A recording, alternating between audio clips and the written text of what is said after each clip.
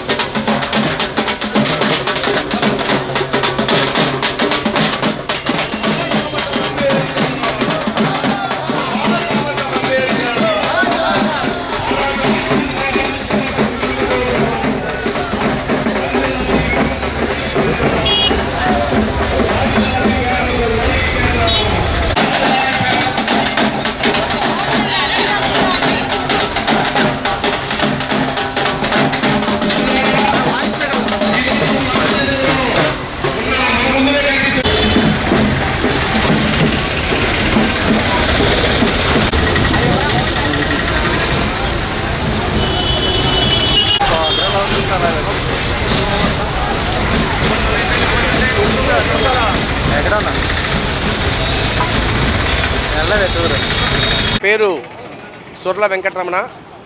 నేను దళిత విముక్తి అనే సంఘానికి రాష్ట్ర కన్వీనర్ని. నా పేరు సుర్ల వెంకటరమణ. నేను దళిత విముక్తి అనే సంఘానికి రాష్ట్ర కన్వీనర్ని. ఈరోజు భారత పాలకుల్ని ఓట్లేసి పన్నులు కట్టి ఎన్నుకుంటూ ఉంటే ప్రభుత్వాలు ప్రభుత్వ రంగ సంస్థల్ని, ప్రభుత్వ రంగ పరిశ్రమల్ని, మొత్తం భూములు కూడా ఇవాళ ప్రైవేట్ వాళ్ళ చేతికి అప్పగిస్తున్న పరిస్థితి ఉన్నది.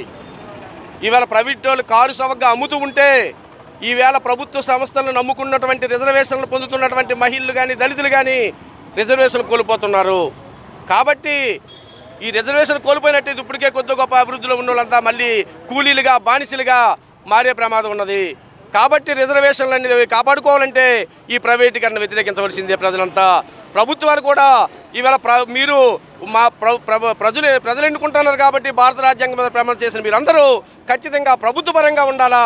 ప్రభుత్వాన్ని, భూముల్ని లేదా ప్రభుత్వ సంస్థలన్నిటికీ జాతీయీకరణ చేయాలా. బాబాసాహెబ్ అంబేద్కర్ పదే 50 ఏళ్ల క్రితం ప్రకటించారు, భూమిని జాతీయీకరణ చేయండి, సంపదను జాతీయీకరణ చేయండి, జాతీయీకరణ చేసి ప్రజలందరికీ అందించండి ఫలాలని చెప్పారు. అందుకే ఇవాళ ప్రభుత్వాలు అవి గమనించి ఖచ్చితంగా జాతీయీకరణ చేయాలా. అదేవిధంగా ఇది వ్యవసాయక దేశం. వ్యవసాయక దేశంలో భూమిని ఈవేళ పేద ప్రజలకు పంచినట్టయితే వ్యవసాయం అభివృద్ధి అవుతుంది, ఉపాధి దొరుకుతుంది. అదేవిధంగా భారతదేశంలో ప్రజలందరూ హాయిగా బతుకుతారు. కాబట్టి భూమిని కూడా ఈవేళ బీడు భూములుగా ధనవంతులకు ఇచ్చేసి బీడు భూములు అవుతున్న సందర్భాలు కూడా మనం చూస్తున్నాం. అంటే ప్రభుత్వం ఈవేళ కొత్త పద్ధతులని చెప్పి ప్రైవేటీకరణ పేరుతో కార్పొరేట్లకు భూములు అప్పగించడం కాదు, భూమి లేని పేద ప్రజలకు భూమిని ఇవ్వాలా, వ్యవసాయం చేయాలా, వ్యవసాయాన్ని అభివృద్ధి చేయాలని చెప్పి చేస్తూ ఉన్నాం. అందుకే అందరూ ఈ ప్రైవేటీకరణ వ్యతిరేకిద్దాం, జాతీయకరణని అందరూ స్వాగతిద్దామని కోరుకుంటూ జోహార్ బాబాసాహెబ్ అంబేద్కర్.